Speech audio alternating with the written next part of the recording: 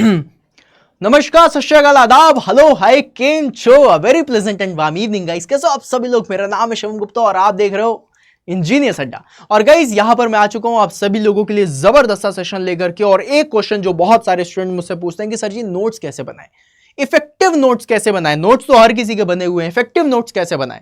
और अगर RRB JEE railway recruitment board में मुझे जूनियर इंजीनियर की पोस्ट चाहिए और इस साल 2024 को मैं अपना साल मान रहा हूं, तो मेरी नोट्स ऐसी होनी चाहिए जिससे मुझे सबसे ज्यादा फायदा हो। और इसके लिए नोट्स कैसी बननी चाहिए? तो दोस्तों देखो, एक चीज है जो आप सभी लोगों को पता है कि भाई नोट्स में थ्योरी डालनी है, इंपॉर्टेंट पॉइंट्स डालने, ये सारी चीजें आपको पता है।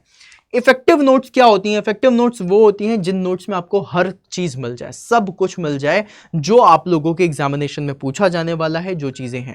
अब इसका मतलब ये नहीं है कि तुम हर एक चीज इसमें ऐड ऑन करते हुए चले जाओगे। इसका मतलब क्या है?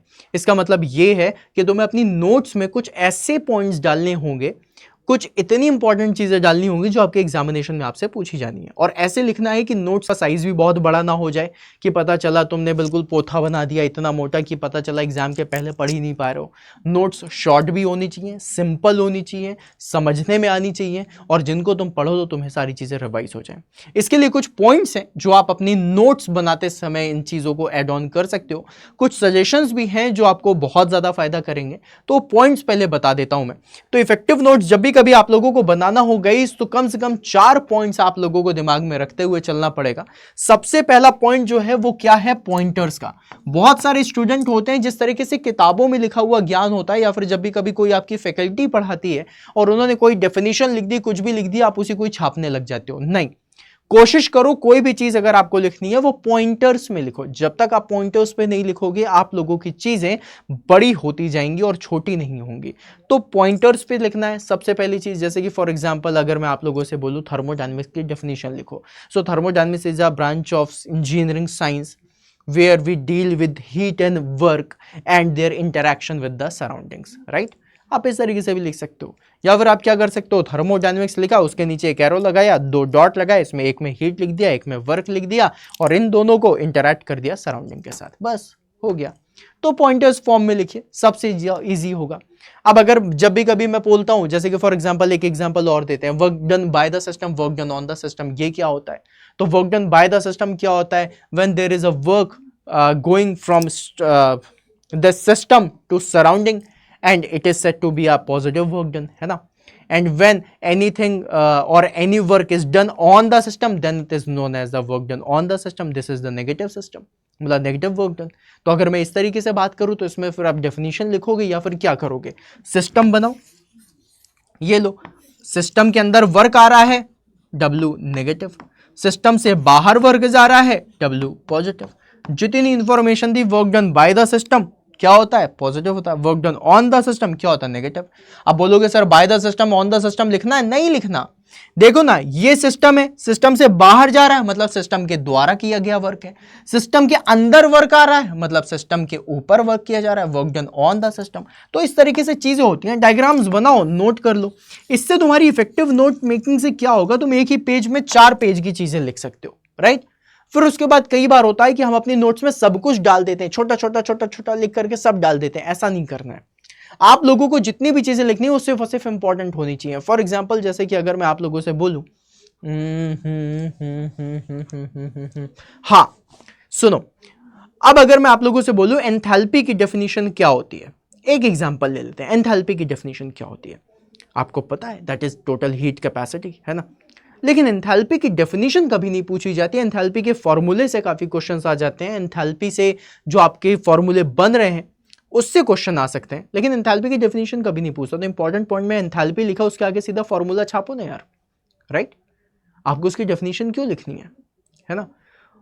फर्स्ट लॉ ऑफ थर्मोडायनेमिक्स ले लो। अगर मैं फर्स्ट लॉ ऑफ थर्मोडायनेमिक्स की बोलूं तो उसकी 3-4 कंडीशंस होती हैं, जैसे कभी क्वेश्चन नहीं पूछे जाते। हाँ पता होनी चाहिए, रिवर्सिबल होता है, क्लोज सिस्टम के लिए लग रहा होता है, सारी चीजें होती हैं, नहीं लिखते, है ना? जब तुम सॉम पढ़ते हो तो सॉम में बहुत सारे एजम्पशंस पहले लिखाए जाते हैं, body weight is not included, हमें पता है, हम नहीं लिखते। अब अगर आप उनको भी ऐड ऑन करने लग जाओगे तो फिर इंपॉर्टेंट थोड़ी ना रहा, क्योंकि वो पूछा नहीं जाएगा, है ना? तो ये चीज तुम्हें देखनी पड़ेगी कि भैया क्या क्या चीजें पूछी जा रही हैं, उनको आपको लिखना है अपनी नोट्स में। बहुत इफेक्टिव नोट्स होती हैं। प्लस उसके बाद आप लोगों को गाइस कुछ चीजें करनी है ऐसी जो शायद आप लोग करते हो या नहीं करते हो, मुझे नहीं पता। मैं बहुत करता था अपनी नोट्स बनाते समय। मैं अपनी नोट्स में वो पॉइंट्स जरूर लिखता था या फिर उन टॉपिक के बारे में जरूर लिखता था जो मुझसे नहीं बनते। बहुत इंपॉर्टेंट है। इफेक्टिव नोट्स की सबसे बड़ी चीज़ यही है कि तुम्हारी नोट्स में वो चीज़ें भी होनी चाहिए जो तुम बहुत जल्दी भूल जाते हो या फिर बहुत जल्दी तुम्हें याद नहीं होता है या फिर याद करने के बाद गलत कर देते हो, कंफ्यूजन रहता है। वो सारी चीज़ें अपनी नोट्स में ज़रूर डालो और उसी को रिवाइज करोगे ना, तो जो चीज़ें भूल रही हैं वो भूलेंगी नहीं, है ना। जो धूल जम जाती है एक लेयर धूल की, वो सब साफ होती रहती है जैसे जैसे आप रिवाइज करते हो। तो ये चीज़ें आपको करनी है। अलॉन्ग विद दैट एक चीज़ और बताऊंगा आप सभी लोगों को, ये मेरे पर्सनल सजेशंस हैं इफेक्टिव नोट्स को सुपर इफेक्टिव बनाने के। सबसे पहला सजेशन गाइस, जब हम नोट्स बनाते हैं या तो किसी रजिस्टर का यूज करते हैं, कॉपी का यूज करते हैं ना। अगर आप खाली पेजेस का यूज कर रहे हो तो कोई दिक्कत नहीं है, लेकिन अगर आप रजिस्टर में बना रहे हो नोट या फिर आपने कोई कॉपी खरीदी है 20 रुपए की 50 रुपए की और उसमें लिख रहे हो, तो गाइस उसमें मैं हमेशा बोलूंगा कि जब तुमने 2 पेजेस लिख दिए ना, 2 पेजेस लिखने के बाद तीसरा पेज खाली कर दो, है ना। और ऐसा करो अपनी हर एक नोट्स बनाते समय। लीव 1 पेज आफ्टर, मतलब 1 पेज वैकेंट बोल दो, है ना। यहां पर मैंने वैकेंट नहीं लिखा है, वैकेंट भी लिख देता हूं। Leave 1 page vacant after every 2 pages. अब इससे फायदा क्या होता है, फायदा समझ लो। बेसिकली क्या होता है, जब हम नोट्स लिख रहे होते हैं उस समय हमें सारे पॉइंट्स तो याद होते हैं, लेकिन कई बार हम बहुत सारे पॉइंट्स भूल जाते हैं। कई बार हम कुछ ऐसी इंफॉर्मेशन नहीं लिख पाते जो हमें बाद में पता चली है, और हमारे पास जगह नहीं होती तो हम यहाँ पर कहीं पे कोने में इस तरीके से जगह बना के लिख लेते हैं। अब जैसे कि यहाँ पे जगह नहीं है, मुझे कुछ भी लिखना है, तो अब देखो मैंने क्या करा, मैंने यहाँ पर इस तरह लिख दिया। या फिर अब मुझे काफी बड़ा सा लिखना है तो मैं क्या करूंगा, मैं इस तरीके से, ऐसे आप लोगों ने भी किया होगा, इस तरीके से ऐसे जगह बना लेते हैं पेन से और यहाँ पे गोद लेते हैं। This is not the effective note making, no. Effective note making is, आप लोगों ने कुछ भी किया है, कुछ भी करने के बाद, मतलब 2 पेज आप लोगों ने बढ़िया नोट्स बनाई, फिर 1 पेज छोड़ दो, फिर चौथे पेज में 5वें पेज में लिखो, फिर 1 पेज छोड़ दो, फिर 1 पेज छोड़ दो, फिर 1 पेज छोड़ दो, फिर 1 पेज छोड़ दो। इसी तरीके से जब आप लोग अपनी नोट्स बनाओगे तो आप लोगों के नोट्स में एक स्पेस होगी, जिस स्पेस में आप लोगों को अगर बाद में कोई चीज याद आती है जो आप अभी नोट्स बनाते समय भूल गए थे, वो चीज ऐड कर सकते हो, ठीक है।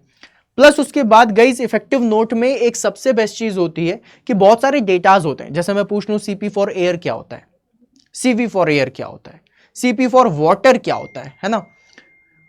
Log to the base E and log to the base 10, दोनों में क्या फर्क है, या फिर लॉग और ln में क्या डिफरेंस है ना। इस तरीके के क्वेश्चंस काफी सारे पूछे जाते हैं।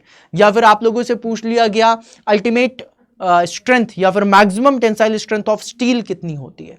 या फिर आप लोगों से क्वेश्चन पूछ लिया गया कि ब्रास का श्रिंकेज अलाउंसेस क्या होता है, इनवार का श्रिंकेज अलाउंसेस क्या होता है। अब आपको ये कुछ डेटा हैं जो आप भूल जाते हो, बार बार याद नहीं होता। CPCB, atomic weight of air क्या होता है ना। आर की वैल्यू क्या है, यूनिवर्सल गैस कांस्टेंट की वैल्यू क्या है, राइट। अगर आपसे इस तरीके के क्वेश्चन पूछे जाए तो आप क्या करो, तो जिस तरीके से आप पेज देखते हो ना, इस पेज में यहां पर इस तरीके से ऐसे लाइन होती है और यहां से लिखना शुरू करते हो। यहां ऊपर थोड़ा सी जगह होती है जहां पर डेट वेट डालने की होती है, इस जगह का यूज करो और इस जगह पे अपनी जितनी भी वैल्यूज होती है ना, इनको लिखना शुरू करो, ठीक है। ये वैल्यूज हमेशा ऊपर लिखो, सो दैट जब भी कभी आप शुरुआत करो तो आपकी वैल्यूज पे नजर सबसे पहले जाए, और वैल्यूज पे नजर पड़ेगी तो आप लोगों को याद हो जाएगा, ठीक है। और सबसे लास्ट सजेशन जो मैं आपको देना चाहूंगा, last but not the least, that is the, जब भी कभी नोट्स लिखो ना, अपनी स्टाइल में लिखो। हिंदी, अंग्रेजी, जो मन करे उस तरीके से लिखो, कोई दिक्कत नहीं है। तुम्हारी नोट से कोई और नहीं पढ़ने वाला, सिर्फ और सिर्फ तुम उसे पढ़ोगे। और अगर तुम उसे पढ़ने वाले हो तो तुम्हें यह चीज का ध्यान रखना पड़ेगा कि मेरे लाल, मेरे साथी, मेरे यार, आप लोगों की जो नोट्स हैं वो आपकी स्टाइल में लिखी हुई होनी चाहिए, और उसमें वो सिंपलेस्ट लैंग्वेज लिखो जिससे तुम्हें समझ में आता है ना। जैसे मूली के पराठे, फ्री एक्सपेंशन लिखना था, फ्री एक्सपेंशन में आपने मूली के पराठे लिख दिए। अब ये फ्री एक्सपेंशन मूली के पराठे से वही स्टूडेंट जान पाएगा जिसने मेरे सेशंस लिए होंगे, राइट, है ना। रफे एवं वजब से, ये मैंने लिख दिया अपनी नोट्स में। कोई तीसरा पढ़े ना पढ़े मुझे क्या फर्क पड़ता है, नोट्स मेरे लिए ना। अब रफे एवं वजब से एक मंत्र है, सिर्फ वही स्टूडेंट जानेगा जिसने मुझसे सेशन लिया होगा, क्योंकि ये सारे ट्रिक्स हैं जो आपको याद करें। BSc करके AC में बैठ गया, है ना, सुन के बड़ा अच्छा लग रहा है, लेकिन इससे इतने सारे क्वेश्चन सॉल्व होते हैं कि पूछो मत। रफेवम वजबसे से हर साल एक क्वेश्चन आता है। BSc करके इसी में बैठ गया, हर साल एक क्वेश्चन आता है। तो समझ रहे हो ये क्या है, ये मेरी तरीके हैं, मैंने नोट्स में अपने इतनी सारी चीजें लिखी हैं। रफेवम वजब से लिखने से 3 पेज की नोट्स मैंने सिर्फ एक मंत्र में खत्म कर दी। बीएससी करके एसी में बैठ गया, 1 पेज की नोट 1 लाइन में खत्म कर दी। ये है इफेक्टिव नोट मेकिंग। और अगर तुम ऐसी नोट्स बनाते हो ना जो तुम्हारे लिए बनी है, जो तुम्हारे हिसाब से बनी है, जो तुम्हारी स्टाइल में बनी है, उसे पढ़ने में भी तुम्हें मजा आएगा, उससे सीखने में भी मजा आएगा, उसे रिवाइज करने में भी मजा आएगा और बढ़िया तरीके से एक्साइटमेंट के साथ तुम रिवाइज करते हुए चले जाओगे। तुम्हारे मंत्र, तुम्हारे निमोनिक्स, तुम्हारी ट्रिक्स, तुम्हारी जितनी भी टेक्निक्स हैं, वो सारी की सारी चीजें तुम सीख लोगे, रिवाइज कर लोगे और देख लेना तुम्हारा सिलेक्शन जरूर होगा। तुम्हारी नोट्स हमेशा तुम्हारे साथ होंगी क्योंकि वो तुमने बनाई है, उसमें लिखी हुई चीज़ें तुम्हारी हैं, ना तुमने किसी फैकल्टी से कॉपी किया है, ना तुमने कभी, अच्छी चीज़ें तो कॉपी कर लो, कोई दिक्कत नहीं है, लेकिन पूरा मत करना कि पता चला तुम एक किताब से ऊपर से नीचे तक छाप लिए, है ना तुमने कोई भी किताब से छापा है, ये तुम्हारी नोट्स हैं। जब ऐसी नोट्स होंगी तो तुम्हें फ़ायदा ज़रूर होगा। अब ये जो मैं तुमको टर्म्स बता रहा था, रफेवम वजब से बीएससी करके इसी में बैठ गया, है ना, ये जितनी भी चीज़ें मैंने आप सभी लोगों को बताई, ये सब क्या है? ये सब निमोनिक्स हैं जो मैंने बनाए हैं। मैं सेशंस के बीच में ऐसे निमोनिक्स देता रहता हूँ जिससे चीज़ें याद रहे हमेशा, राइट। अब अगर चीज़ों को याद रखना है, चीज़ों को इस लेवल पे पढ़ना है कि तुम्हें चीज़ें याद भी हों, मूली के पराठे बोल दूँ तो सारी की सारी कहानी याद आ जाए, तो इन सारी चीज़ों के लिए गाइज आप सभी लोगों को बता दूँ, आप लोगों के पास है मैकेनिकल इंजीनियरिंग का महापैक, जिसमें आपको मेरे सारे सेशंस मिल जाएंगे, जहाँ पर मैंने आप लोगों को नेक्स्ट लेवल पर आप लोगों को कंटेंट दिया हुआ है। अब महापैक में एनरोल करने का जो तरीका है वो आप सभी लोगों को मैं सिखा देता हूं, किस तरीके से आप महापैक में एनरोल करेंगे। तो guys Mahapack is the best thing. इस समय तो भाई साहब तगड़ी सेल भी चल रही है, तो फटाफट से जाओ और एनरोल करो। और एनरोल करने के लिए गाइज आप सभी लोगों को बता दूं कि आप लोगों को गूगल क्रोम ओपन करना है और ओपन करने के बाद यहां पे लिखना अड्डा 24/7, राइट।